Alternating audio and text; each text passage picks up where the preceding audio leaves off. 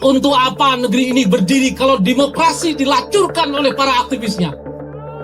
Untuk apa demokrasi ini kita tegakkan kalau aktivisnya mencoba mencari titik kompromi? Aksi ini akan menjadi aksi yang menghidupkan kembali bahwa istana yang sekarang diperebutkan orang-orang untuk tinggal di dalamnya tak lebih dari rumah-rumah tua yang tidak sama sekali manusiawi.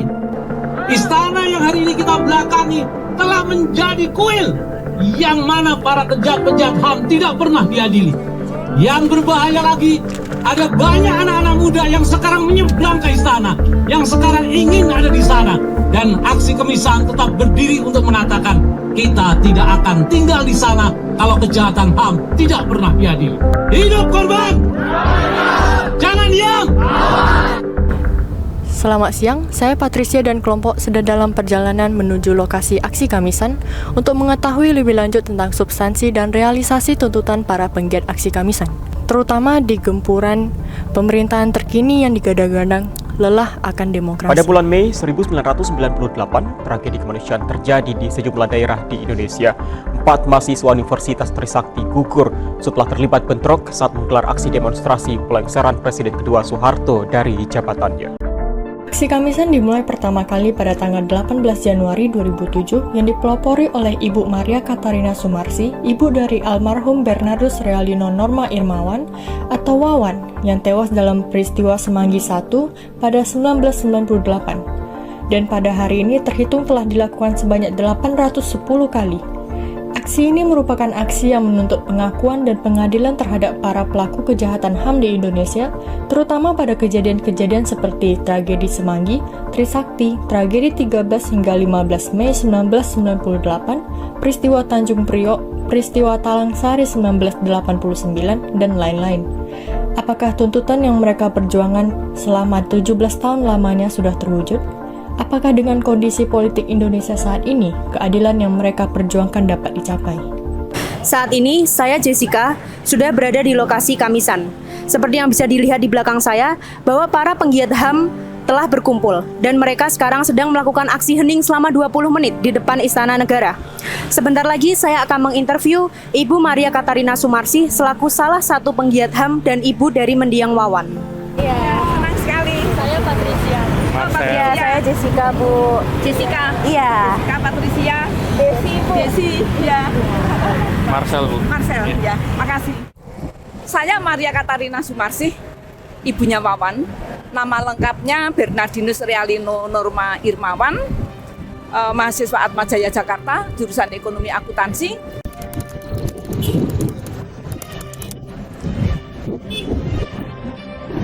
Jadi Nawacita itu adalah program aksinya Pak Jokowi sebelum menjadi presiden tahun 2014. Nah, di dalam butir FF bunyinya kami berkomitmen untuk menyelesaikan kasus pelanggaran HAM berat masa lalu.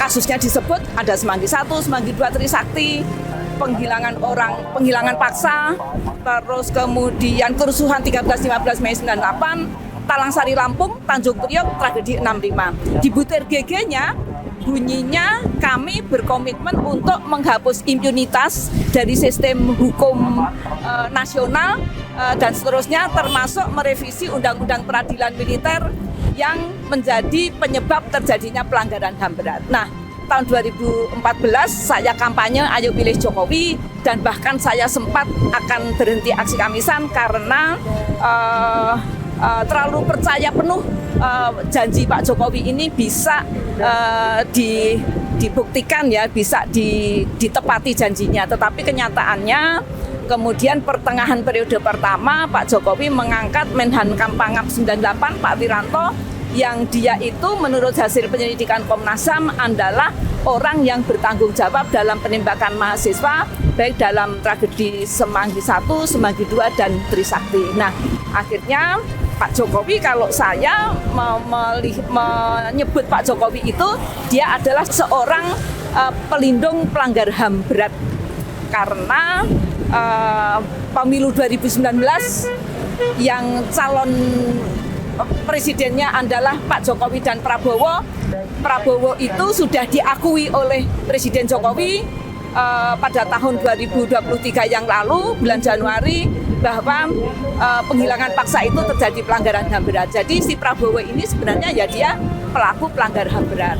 Buktinya apa? Buktinya adalah adanya surat Dewan Kehormatan Perwira tentang pemecatan Prabowo dari Kopassus karena membentuk tim mawar yang melakukan penculikan.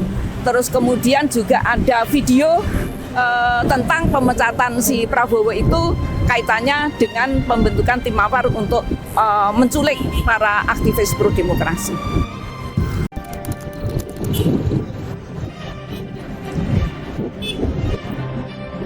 Dia cawe-cawe kan, dia cawe-cawe. Kalau ada orang yang mengkritik, dia bilang ini hak demokrasi. Pengumuman tadi malam itu benar-benar menang atau menangnya karena dimanipulasi.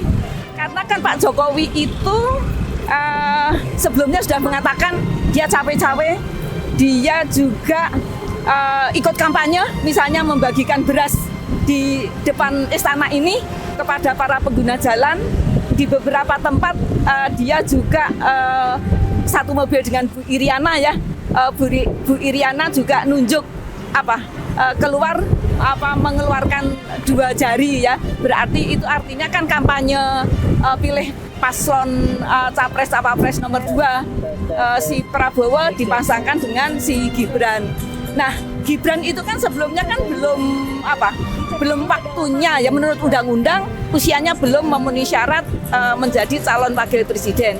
Tetapi memanipulasi undang-undang melalui Mahkamah Konstitusi yang salah satu yang pimpinannya adalah pamannya untuk menggolkan si Gibran yang belum waktunya usianya belum memenuhi syarat menjadi wakil presiden. Akhirnya bisa dinyatakan bahwa dia bisa mencalonkan diri menjadi wakil presiden. Nah, mengenai KKN ini kan sebenarnya kan menjadi agendanya Gerakan Mahasiswa 98, yaitu berantas korupsi, kolusi, dan nepotisme. Tetapi kenyataannya Pak Jokowi yang di dalam clipping harian Kompas, kalau tidak salah bulan September tahun 2022 kelihatannya ya, seingat saya ya, itu dia ada berita yang dia ngobrol dengan Mas Fadzul Rahman yang sekarang menjadi duta besar. Dia bilang begini, Mas Fadzul itu kan aktivis demokrasi, aktivis reformasi dan demokrasi. Saya dilahirkan dari reformasi.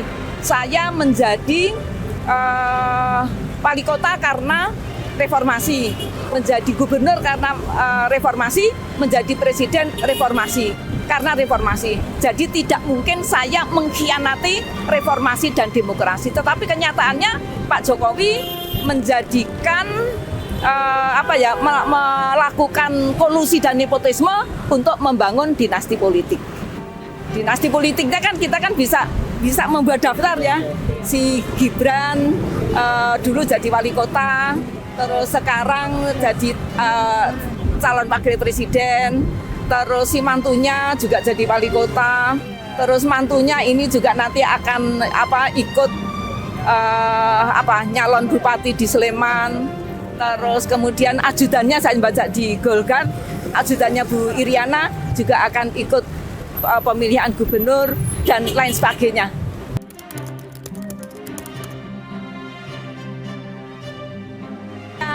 Hak asasi manusia itu kan diatur di dalam Undang-Undang Dasar Negara, bahwa perlindungan, pemajuan, penegakan dan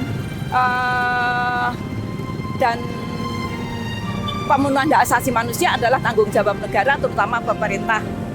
Di dalam ayat 5-nya, pasal 28 ayat 5 itu mengatakan bahwa untuk menegakkan dan melindungi hak asasi manusia dalam prinsip negara hukum yang demokratis, hak asasi manusia diatur, dituangkan dan dijamin oleh undang-undang. Undang-undangnya kan sudah ada, yaitu Undang-Undang Nomor 26 Tahun 2000 tentang Pengadilan HAM.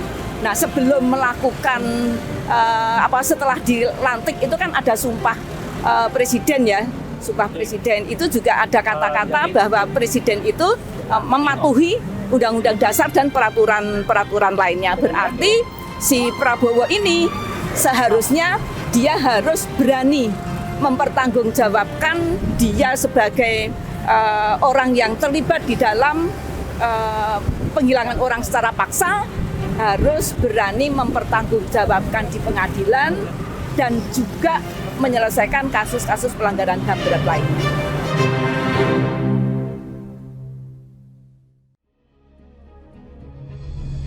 Harapan Ibu Sumarsi sendiri di bawah kepemimpinan Prabowo sesuai dengan Undang-Undang 45 yang mencantum tentang hak asasi manusia, di mana jika Prabowo menjadi presiden maupun tidak menjadi presiden harus menyerahkan dirinya dan mengakui pelanggaran HAM berat yang dilakukan serta menyerahkan dirinya ke pengadilan untuk diadili, sehingga dapat memberikan dan memperlihatkan simbol bahwa pelaksanaan HAM di Indonesia telah terjalin dengan baik. Selanjutnya kita akan melihat perspektif mahasiswa mengenai korelasi dari aksi Kamisan dengan pemerintahan Presiden Joko Widodo dan Prabowo Subianto. Kita pun memiliki narasumber yaitu Kak Rendy Darmawansyah selaku Wakil Kepala Eksternal Departemen Aksi dan Propaganda 2023 sebagai sumber kami yang juga aktif di dalam menyuarakan hak asasi manusia untuk mewakili UI Bergerak. Perkenalkan, nama aku Rendy dari Universitas Indonesia Angkatan 2021. Ya, hari ini mungkin beberapa dari kita hadir aksi Kamisan untuk mengadvokasikan isu kemanusiaan yang selama ini memang kita giat lakukan.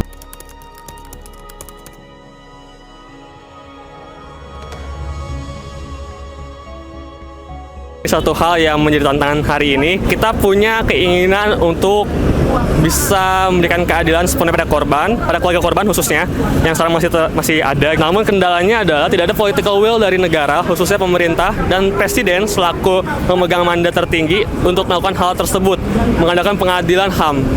Jadi surat terbuka itu ditujukan untuk itu. Namun hingga hari ini prosesnya masih berjalan di tempat.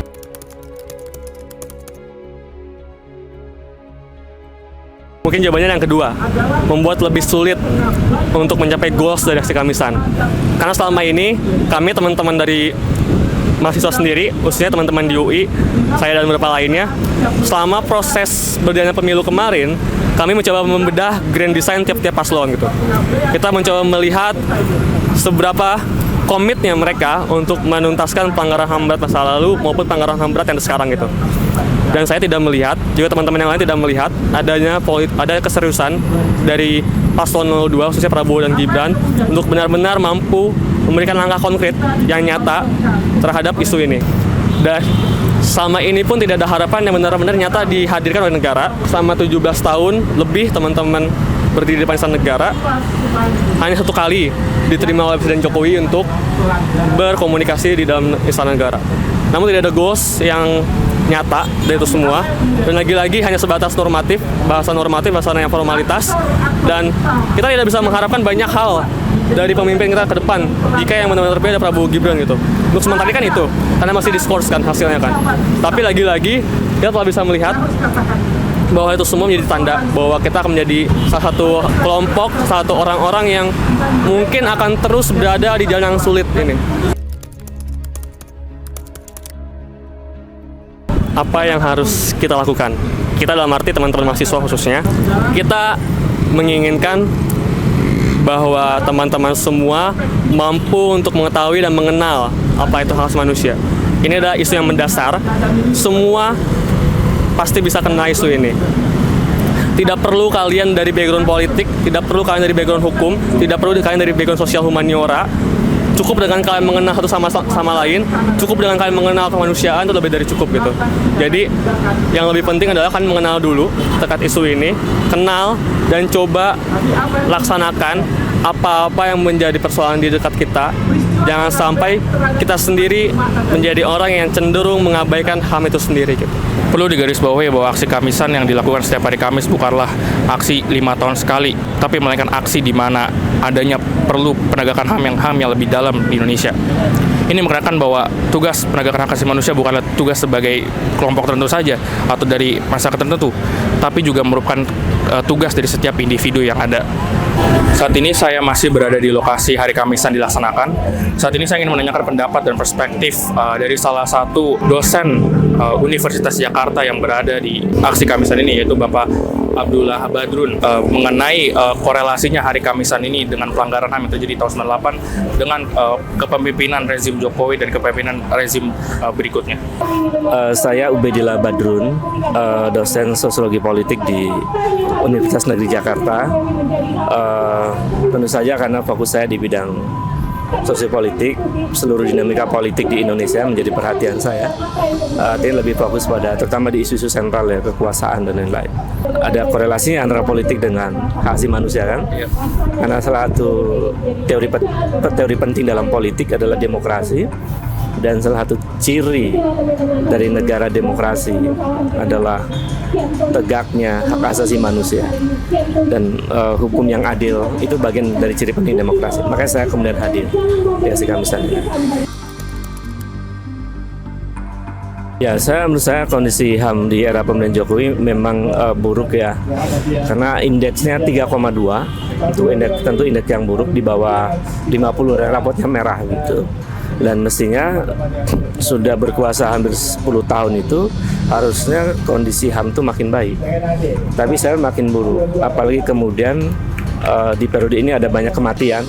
Ada peristiwa 2019, ada peristiwa Kanjuruhan, ada peristiwa Bawaslu, ada peristiwa kilometer 50 dan seterusnya. Banyak juga pembungkaman, penangkapan. Jadi menurut saya ya situasi hak asasi manusia kita buruk, padahal sudah 26 tahun. Bentar lagi reformasi akan kita peringati ya misalnya. Jadi ini mengalami situasi yang buruk dan saya sedih juga karena kenapa sampai seburuk ini? Itu mestinya dengan presiden yang dipilih oleh rakyat itu hasil manusia kita makin baik dong. Dia harus perhatian dengan rakyat. Tapi yang terjadi justru sebaliknya. Jadi menurut saya ini bencana buat kita dan saya khawatir kalau kemudian situasi hasil manusia ini makin memburuk, tentu saja dampaknya besar pada cara pandang generasi, cara pandang publik dan lain-lain.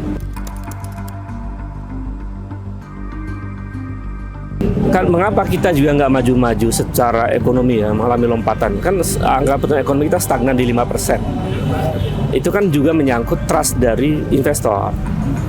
Jadi kalau kita tahu banyak riset yang menunjukkan bahwa investasi asing itu nggak akan mau investasi di negara yang demokrasinya buruk, nggak mau investasi di negara yang pelanggaran HAM-nya parah gitu, dengan indeks HAM yang rendah, nggak mau investasi di negara yang korupsi merajalela.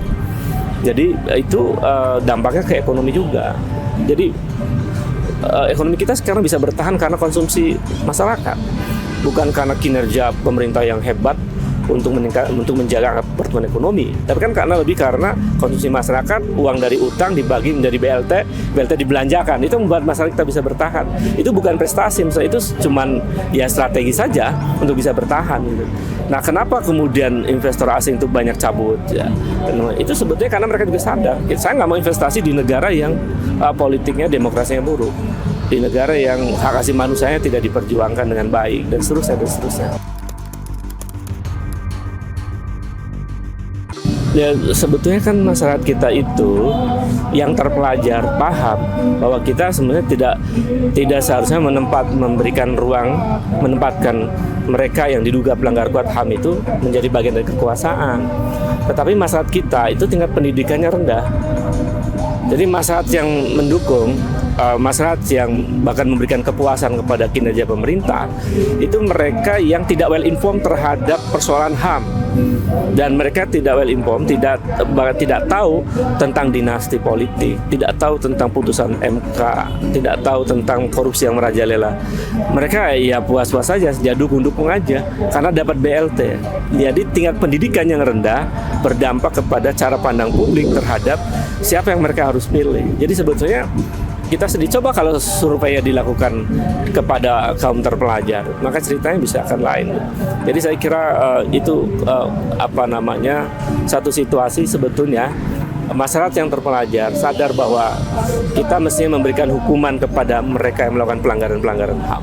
Jangan berikan kekuasaan pada mereka. Tapi kan masyarakat kita tingkat pendidikannya rendah. Jadi saya kira di situ. Dan itu problem Indonesia.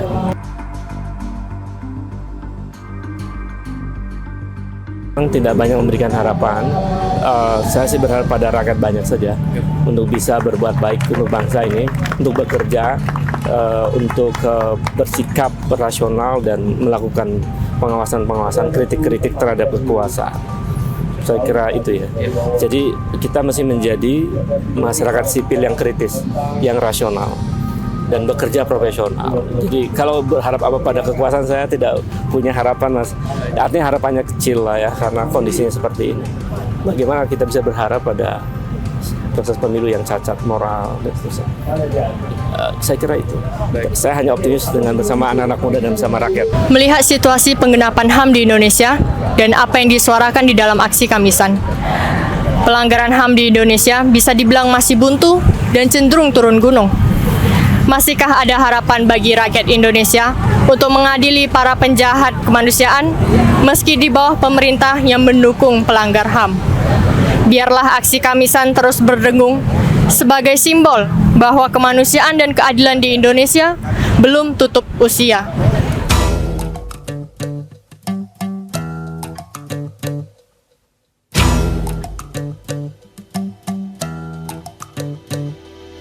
Kalau cinta sudah dibuang, jangan harap keadilan akan datang. Kesedihan hanya tontonan bagi mereka yang diperkuda jabatan. Oh ya, oh ya, oh ya, bongkar. Oh ya, oh ya, oh ya, bongkar.